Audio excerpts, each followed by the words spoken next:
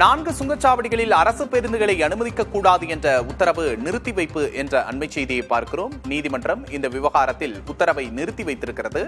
4 முக்கிய சுங்கச்சாவடிகளில் அரசு பேருந்துகளை அனுமதிக்க கூடாது என்று நேற்று உத்தரவு பிறப்பிக்கப்பட்டிருந்தது. இந்த நிலையில் அந்த வழியாக செல்லும் அரசு பேருந்துகள் ஓட்டுநர்களிடம் கையெழுத்து வாங்கி சுங்கச்சாவடிகள் அனுமதித்து வந்தன. தற்போது அந்த உத்தரவு நிறுத்தி வைக்கப்படுவதாக உயர்நீதிமன்றம் தெரிவித்திருக்கிறது. கூடுதல் விவரங்களை செய்தியாளர் சுப்பையாவிடம் கேட்டு வரலாம். சுப்பையா, கூடுதல் விவரங்கள். ரூபாய் 276 கோடி ரூபாய் சுங்க கட்டண பாக்கியை செலுத்தவில்லை.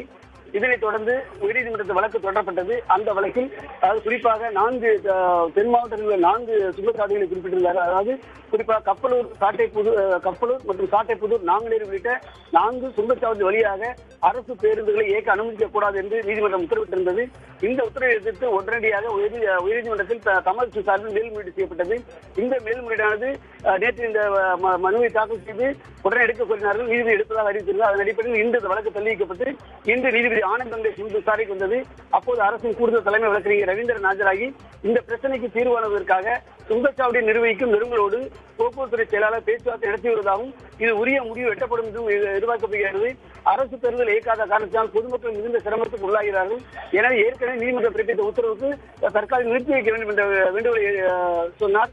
இதனை ஏற்றுக்கொண்ட நீதிபதி ஆனந்த் வெங்கடேஷ் அரசு தரப்புடைய கோரிக்கை ஏற்றுக்கொண்டு பேருந்துகளை அனுமதிக்க கூடாது என்ற உத்தரவை வரும் 31ஆம் தேதி வரை நிறுத்தி வைப்பதாக உத்தரவிட்டுள்ளார். கூடுதல் விவரங்களுக்கு நன்றி சுப்பையா.